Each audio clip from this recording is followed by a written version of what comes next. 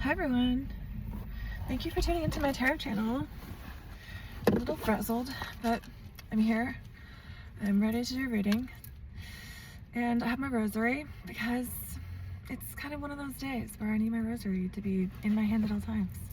And I'm showing up as my true self with my issues and hoping my higher self will lead the reading. But as we start, yes, I need my rosary beads today. And I have a list of items that I have prepared for our reading. Some things that came to me today as I was doing some channeled writing and some meditation and trance work and exercise. So just have some notes that I will refer to as the session goes on. So I'm just going to try to lift my energy a little bit. Row, row, row your boat gently down the stream. Merrily, merrily, merrily, merrily, life is but a dream. Row, row, row your boat gently down the stream. You may have some sort of situation where you're feeling like you see a stream before you, and you're just like working hard and hard, but you don't know how you're gonna get out of this stream. Okay, it's almost like you're hoping there will be like a tributary or something, but. Page of Cups. Ooh, you know, this is a very different energy than yesterday because I didn't get this card once yesterday and I shuffled and shuffled. Yeah. I don't know if there's like somebody with a water sign in their chart, like Cancer, Pisces, Scorpio, or, you know, just somebody who's compassionate, emotional.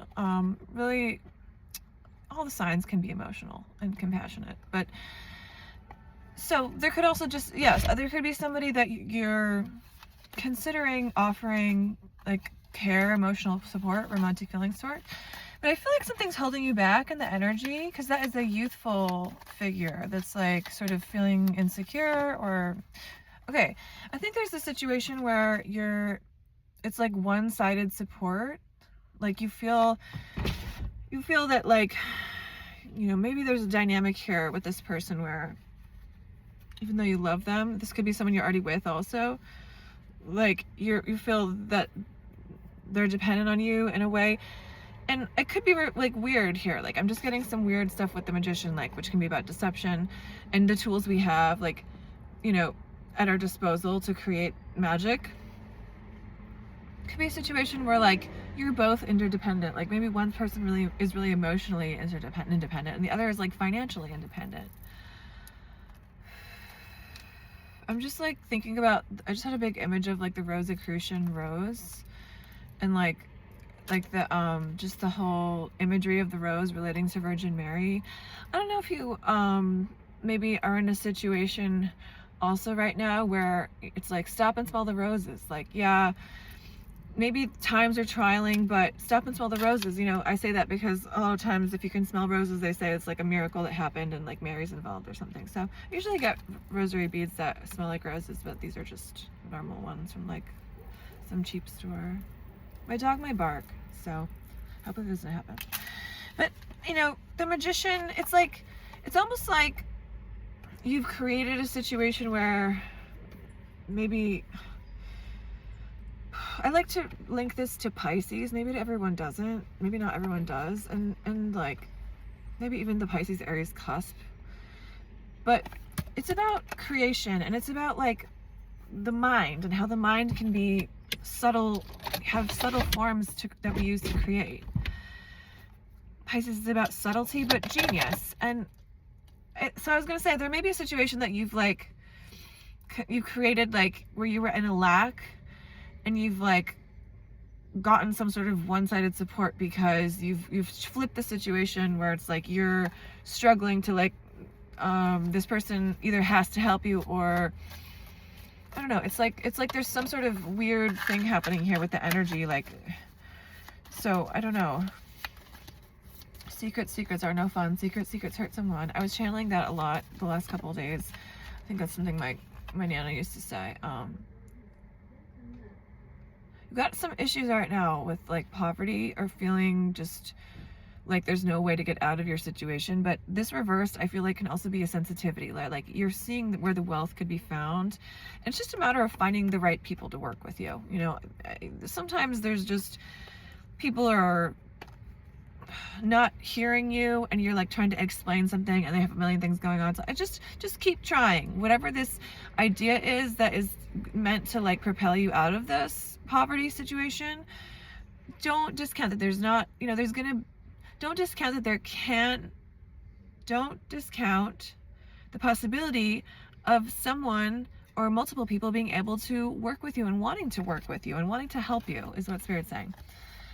And secrets are no fun. In terms of that relationship, I don't know if like you're in a relationship right now, in a dynamic where like you there's secrets, there's things that we don't tell each other, and that's there's times when we protect each other. There's times where secrets are like meaningful or like important, like we don't hurt someone, or like I don't know, but there's also times where secrets are toxic and secrets are fueling something negative. So I don't know, that may be something that will come up in the reading as we go on about this relationship. That's definitely a dynamic, that there's things that weren't told and now there's other things being withheld, and I don't know, there could be like infidelity here. If he builds it, he will come. I've been channeling that for a couple months now, which is from Kevin Costner's movie, The Field of Dreams. I think, is it from the 80s or early 90s? Anyway, maybe, is it like 1997? I really don't know. I feel like I should know the year. I feel like it's 1997, which I would add up and do the numerology of, but I'm not going to. But it comes from these quotes from the Bible about, it says, unless the Lord builds the house, the labor in vain who built it. And then Luke in 14:28 mentions the need to count the cost before building. Focus on preparation rather than guidance. So if you build it, they will come. If you build it, he will come. So I want to just switch it to if you build it, they will come. Just because it just feels more real. I don't know. So I feel like you're a person who's like interested in building some sort of communal experience that you will eventually profit from, and there's a need for it. And this could also just be like an internet experience. And I feel like right now you're like, oh, do I really believe in myself enough to do this? And it's like, because it's not like hooking in the way you want, but it's just keep listening to that. If you build it, they will come. Be prepared for people needing this service. Be prepared for people coming to enjoy this space, and don't discount that it can't happen. That it can happen. I'm sorry. I was channeling the goddess Hecate, who I don't know much about, but I was also thinking about the triple goddess signature, or this triple goddess symbol, which is moons and a sun, I think. Anyway, I'll post it below. But I have an interest in Wicca, definitely, which is the 70s revival of witchcraft. It's much more nature-based, but Hecate is a powerful ancient Greek goddess associated with magic, witchcraft, the moon, night, ghosts, and crossroads, often depicted holding torches or a key. She is a liminal deity, navigating between the mortal world, the underworld, and the divine realms. She's in charge of magic, spells, necromancy, providing magic or haunting. And then she assisted Demeter in finding Persephone, so she went to the underworld to find Spring and bring her up. Okay, so yeah, she's relating to the moon symbolism. She relates to a liminal space. So you may be in a situation where you feel like you're in between. You're like at a threshold, or you're like, I can't go this way, I can't go that way. I'm just like frozen or stuck. And I also have noted chaos magic here, which I don't know much about, but it came to my consciousness and I researched it recently. Nothing is true, everything is permitted, a key aphorism adapted from Hassan Isaba and popularized by writers like William S. Burroughs, highlights the flexible nature of reality in his practice. So I think that you're in some sort of situation where, like, since we got the Magician card, you're having to like make magic out of nothing, and it feels intimidating, but it is chaotic. It's a chaotic situation. And there may just be chaos with that word in your life right now. I think it's based on a Greek root. And nothing is true, everything is permitted. There's a lot, I'm just feeling the viewer being like, well, this is what's been, this is the projection of what's going to happen because of what I've been told or what it looks like or how things are going. And that's smart. And that's like, you know, we need that kind of foresight in the world, because a lot of people don't think far ahead. But don't like project negativity. Some things may be true, and they may be barriers, and they may be like, there may be true things that are difficult. But if we look at this, nothing is true, everything is permitted, it's like, there's just ways to flip things. I know that there's at least 3 times in your life, I'm getting the numbers 333, which relates to Hecate.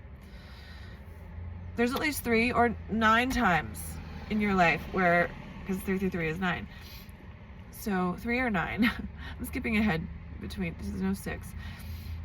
That where you had to just create magic, okay? I don't, maybe you had no resources, that's a major thing in the vibe. And you were just like, oh, boop, bop, boop, biddle. You're just like, okay, magic, press magic. And right now I think you're in this liminal space where you're like, you're trying to find the right spell to like get out of this, okay? Whatever this situation is, we're gonna get through it together.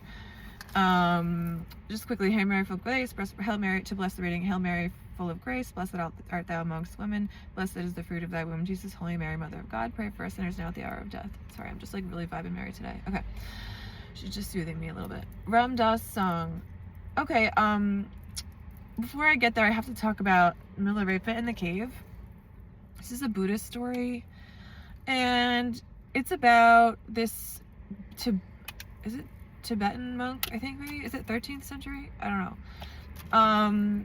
I could be wrong. I have a weird thing with numbers where I remember them intuitively and second guess myself, but I think that may be correct.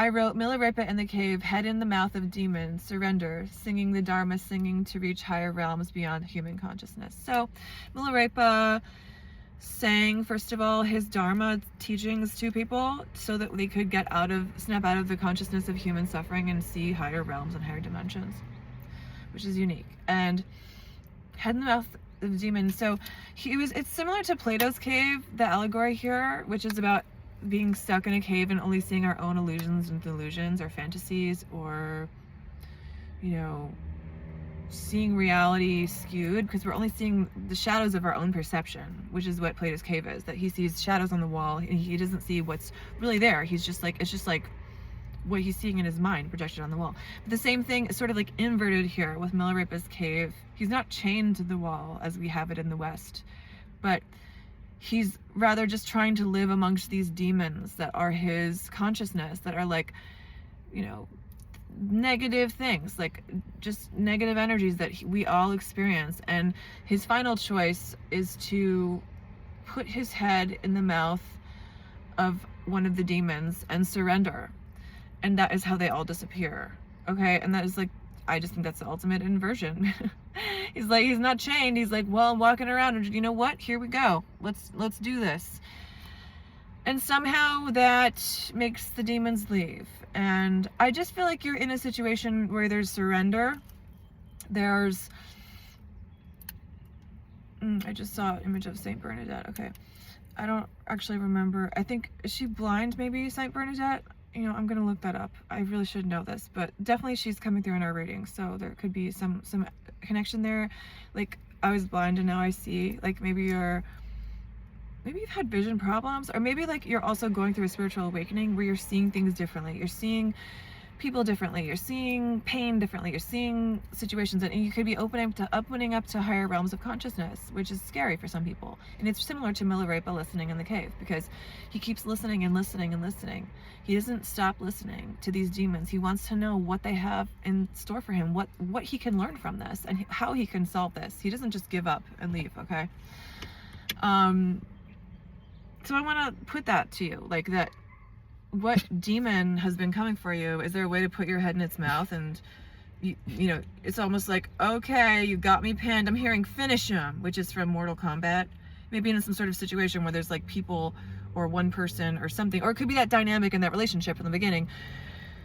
Or also, this dynamic could have affected the person you were in a relationship with and makes it hard for them to have intimacy. Intimacy. I said it that way on purpose, my guides. Intimacy. It's because we said I was blind and now I see. I'm pretty sure Saint Bernadette goes to a well as a young person and is blind and then can see. I could be wrong. Okay, so I also got Sonnet 43 from Browning, Sonnets to the Portuguese, which is one of my favorite books of poetry from when I was like in my 20s. It says, how do I love thee? Let me count the ways. I love thee to the depth and breadth and height my soul can reach when feeling out of sight for the ends of being an ideal grace. I love thee to the level of every day's most quiet need by sun and candlelight. I love thee freely as men strive for right. I love thee purely as they turn from praise. I love thee with the passion put to use in mild griefs and with my childhood's faith.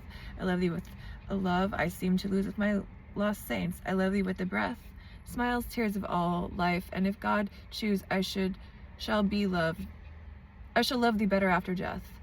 Okay. I was going to say, sorry, I interrupted that thought. I was going to say before Bernadette that the person that you're dating or whatever intimate with that it's like problematic with, they may have had like some experience with this kind of thing. And it maybe is hard for them to open up to people. I don't know if I fully finished that thought. Okay, so that poem, I just want to say that's spirit talking to you. And yeah, there could be some romantic thing budding in your life, but I'm feeling like you're not ready. You know, I'm just feeling like you're guarded. You're like, you're like afraid of these demons, more demons coming in. But I think you can handle it. Whatever relationship yoga you're being called to be part of, you can handle it. You know, is what Spirit wants to say. You've been through this kind of thing before. Okay. Don't check out. Don't pass the baton. Spirit's showing me like a relay race. Don't listen without hearing. Don't listen without hearing, okay? A lot of times we want to talk in our culture, and that's fine, and that's healing, and that's what a lot of talk therapy is, or, you know, going to a psychiatrist even. But it's like, what else is being said underneath the words, okay?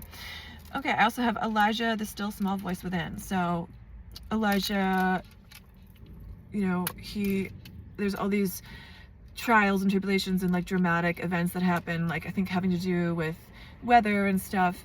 Is it like fires or I'm not sure, like a storm maybe? And he doesn't hear God. But he thinks in these moments he will hear God, but he only hears God when he gets quiet and is alone and is silent, and he hears him from inside of himself instead of from the outside. So that's just a really basic thing. If you're going through this situation where it feels trialing, it feels difficult, listen to that small voice within, the still small voice within, because you're not going to hear what you need to hear, like Milarepa. You're not going to hear it from looking out there. You're going to hear it from the cave, from the inside, okay? And then I wrote Buddha smiling through the broken heart, looking for higher consciousness, balance between the two. And I'm stealing from Ram Dass, who I'm going to use again at the end of our session. We're going to do some Bhakti, some chanting to lift our consciousness and open to different dimensions. So that's just Buddha smiling through the broken heart. So we have there's a schism in our consciousness, okay? There's smiling through, you know, we all have difficult stuff we go through. There's crazy shit. We've all got trauma. We've all got pain. We've all got hard things, hardships. No one is exempt from that in this human experience. So we honor that, but we also look to our higher thought and our higher self, which is an advanced thing for a lot of people. It's about, if you've ever done some serious meditation, you may get to a point where you see yourself from above in your mind's eye, which is about bodily detachment and being able to let go. If it's really a thing for people who've had a lot of anxiety, you start to think of yourself from the outside. So that's one experience that might be helpful for this. But I'm really talking about honoring that schism, which a lot of psychiatrists such as R.D. Laing will say that the human experience is about being fragmented. I was going to say fractal, but that's a whole other thing. Fragmentation, okay? When we have trauma, there's a split. And I'm saying, let's not discount that reality. Let's lean into that. And some of that split is good. Some of that split lets us hear higher and see ourselves from a detached point of view and see our human suffering. And then the higher self is what helps us move beyond it, okay? And hear what these experiences are trying to tell us. Okay, May 12th primarily is the feast of Saint Pancras of Rome, Pancratius. He was a 14-year-old martyr of Diocletian persecutions, venerated as the patron saint of children, jobs, and health. It's a shared feast day of some other people that I don't care about. Known as the ice saint, protector of cramps, headaches, and perjury. Anyway, I don't think it says much about his actual story and what happened to him, but he was young, and that's the energy. It's like there's this ache, you know, because he's the protector against cramps, headaches, and perjury. I don't know, perjury could be part of this experience. Maybe someone's like done some illegal thing and lied about to the government. That could be in your broader sphere of experience, and that's affecting your consciousness. How could we do these things to each other, you know? But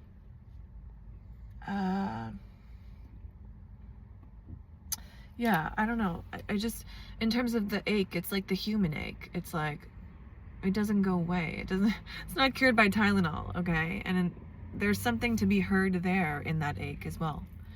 So I want to do some Bhakti, and then I'm going to do like, oh, you know what? Actually, before that, I'm going to do a little bit of Kim Krans. I know I didn't do a lot of tarot. It's kind of a really long reading. I'm sorry. I realize there's a lot of energy coming through me, and I don't want to stifle it, even though there's like, I had a couple trolls for a while, and it was really funny in the beginning, and then they like went away once they did the split when they realized I'm not perfect, and started writing things about how I'm not perfect on here. And they would also write like that my skills were like, they're like, you're spot on. And then they started trolling me because I think it's scary for people when there is some accuracy to what you're saying, but it's all meant from good. It's all meant for healing. It's all meant for love. And with the 333 I got before, it's meant for your creativity, and it's meant for your selfhood with the 9 and the 3 there. It's really what I'm channeling here is positive. I would never, especially since we're protected by my divine woman here, so I would never let anything come to us that's not going to help us.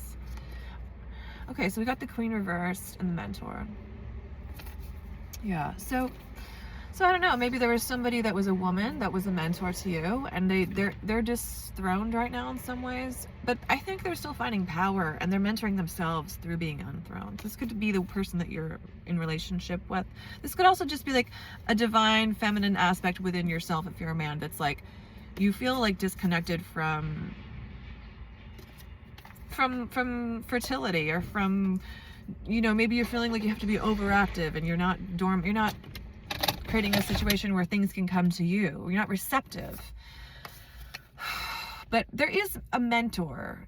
It could just be the guide within that I'm kind of talking about here, the higher self, that is going to lead you and has a lot of wisdom. And I don't know why, but like, it feels like most of the times that you've been through this, most of the other times you've been through this situation, you've just sort of like peeled like an onion and like been like, I know there's something underneath. Okay, that's the image I'm seeing, just an onion. You've been like, okay, I'm gonna make meaning out of this. But right now I'm getting a feeling like you're just like, I'm stuck. There's no meaning to be made here. This is just bad. I'm hearing, oh, I'm just gonna, I don't want to like get intense, but I was going to talk about Michael Jackson just a little bit, because of course his songs are so amazing. He's so talented, but it's like, of course it's attached to this like horrible stuff that he allegedly did, you know. Finding Neverland is a great movie, but I think that's kind of what I'm talking about. Somebody who, okay, there's this like, the fact that came in, I was going to say the song Bad, is that, you know, I just forget how it goes right now. But like, if we let go of some of that, like we can see that he's like to do these things. This is the higher self coming in. The human says, oh my God, what a horrible, horrid person to do these things to some young people. This is awful. The higher self says, oh, there's a lot of suffering that this person went through to be pushed to do this to others. You know, they have had some extreme pain here in this life. And it doesn't discount this self that's saying, oh my God, I can't believe it, it's disgusting. And this self is like, Okay, that's where the Buddha self is. I'm talking about like smiling, like the most extreme compassion. It's not like we're letting people off the hook who've done crimes. We're not saying that's okay. No, it's just, or just horrid, immoral acts. We're not saying, like, we're not condoning that in any way, We're just saying, see the bigger picture of what put this situation, what made this come to be. I'm hearing structures. I think that you're seeing structures fall around you. You may be in a situation where you're like one of my saints that I talk about. You're like feeling disadvantaged. You're feeling cornered. You're feeling like you're suffering. You're feeling vulnerable. But listen, I don't want to say you're suffering for a reason. I don't think that that's helpful. I think that you're put in this situation because you're strong. And sorry, this person's getting in their car. Like, oh, she's doing some weird thing with a tent. I don't know. What is that? I'm sorry, I'm going to put this in our reading because this is extremely bizarre. This is, what? Oh, it's a chair. Okay, it looks like a cat chair. And I thought she had her cat with her because it looked really low, but it's just like a low chair. Okay, so maybe you need to just spend more time in nature right now, like close to the earth. Like, this is barely a chair. She's like on the ground. So it's like a, I don't know, it's like a sling. I can't, I'm sorry. Okay, now my energy's lifting.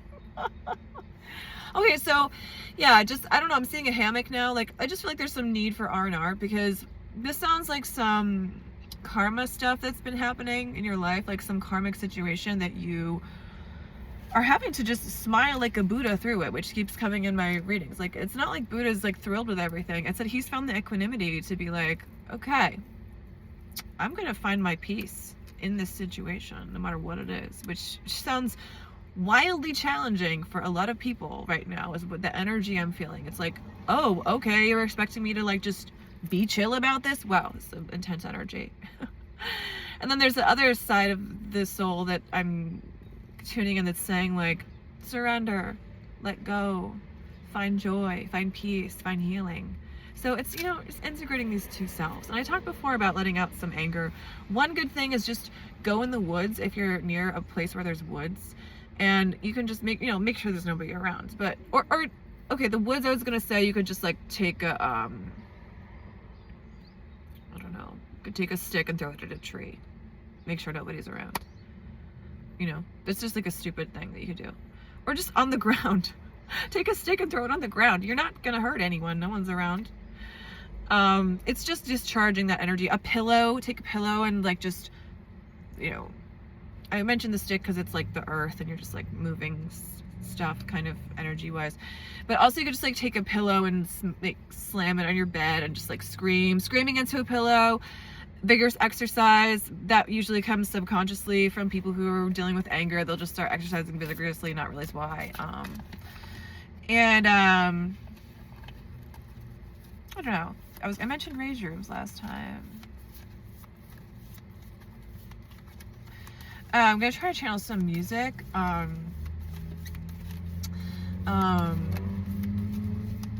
7.5 cents doesn't mean a heck of a lot. This is my grandma. I'm sorry. I didn't expect her to come through.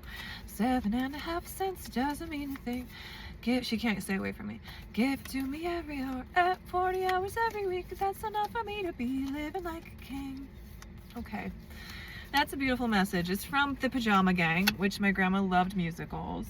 And so just for the background, and she was born on the day of the stock market crash in 1929. So she grew up during World War II. She had a lot of crazy stuff happen to her. She dealt with, she told me when I was struggling, when I was younger, I'd be like, oh, I'm so broke or something, which it's not like I'm wealthy now, but I had more of a focus on lack at that time. And because I was young and I had expectations coming into the workforce that weren't met at all. And she would say, like, when your grandfather and I were 21 and we moved cross country to California on a whim with your aunt who was just born, we had nothing, and your grandfather found a job as a Bible salesman up and down the street, and we had like $7 a week or something, and we made it work. And then she became a therapist, and my grandfather wrote books and history books. Enemy at the Gates is one, if you've ever heard of that movie, of his books. Anyway, so I'm just saying, like, just change, just flip the perspective. How are you rich right now? I know you may be in like dire straits, struggling, but there's always someone who's worse off. And I know that may sound hard to hear, but you know, there's always somebody who's struggling more than what you're doing, especially with finances. Like, look at the wealth you have, look at the blessings you do have, and look at what is coming easily. It may be resources you're not thinking of, like maybe it's just health insurance, or like, you know, simple things. But let's live in some wealth here. Let's not dwell in the lack, is what my grandma's trying to say. She's like, you know, she always said, live within your means. And like, these may be the circumstances, these may be the means. And it's like, if nothing were to change, how could we find peace right now and enjoy right now? And that's really what it's all about. Whatever the situation, whatever we're going through. You felt like you had to be sharp-tongued, or you had to be like verbally strict, or mentally astute, and maybe there's been an intense activation in your mental process. And I'm not seeing this as bad, okay? Sometimes people say this is about being mean verbally. I'm saying this is about being direct in a way that you haven't before, because you are in this blocked pause situation. I just want one more card from Spirit. We're gonna do some Bhakti. What is some words of encouragement for this blocked situation for the reader? And we'll go back to the relationship quickly before we do Bhakti, which is devotional chant. Okay. You just the message is connect with your creativity. Just celebrate, connect with creativity. Any way you can have a community right now, in any way, people you could talk to, gather with, do that. It may be small. It may be just be the internet, as I said.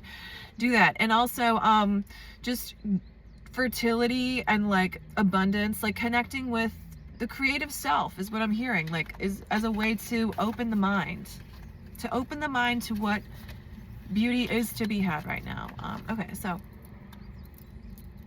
the song I'm gonna sing is from Ram Dass. It's from Passionate Consciousness, which is a talk he did at JFK University, I think in the 80s, or no, I'm not sure when. I think it was the 80s. And in the end, it's 3 hours, and in the end he does chanting with people, and it's meant to raise the consciousness of the group, which, you know, I talked in the beginning about how I was going to try to raise my consciousness. Mediums do that, because in the beginning you can't, if you feel like you're human resistance, it's hard to let energy in because there's blocks. But then when you lift it, because the vibration of dead people or spirit guides, or whatever you want to call it, source, is higher than we are here, because we're stuck in this human situation. Okay, we're stuck in samsara. Okay, so that's what I was trying to sing in the beginning. But so the song is, I want to explain the premise. It's about, honestly, the way Ram Dass frames it, which I want to honor, is connecting with the divine self and honoring it, which really is the divine. It's the message that the universe is within you, and we protect and honor ourselves and love ourselves, and we treasure ourselves, and especially that divine inner light and source. Okay, I didn't talk too much about astrology, but I'm an Aries rising, so I tracked a lot of interesting Aries just profiles, and Ram Dass is an Aries, or was an Aries. I guess I'm saying is because I think he's coming through this reading, but because I'm obsessed with him.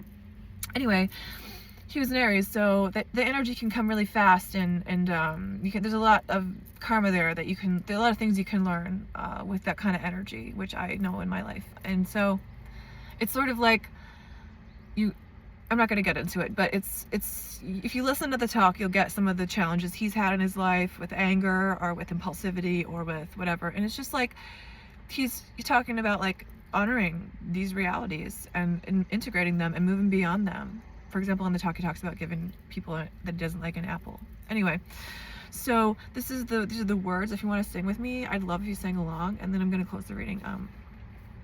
Listen, listen, listen to my heart's song. Listen, listen, listen to my heart's song. I will never forget you. I will never forsake you. Never forsake you. I will never forget you.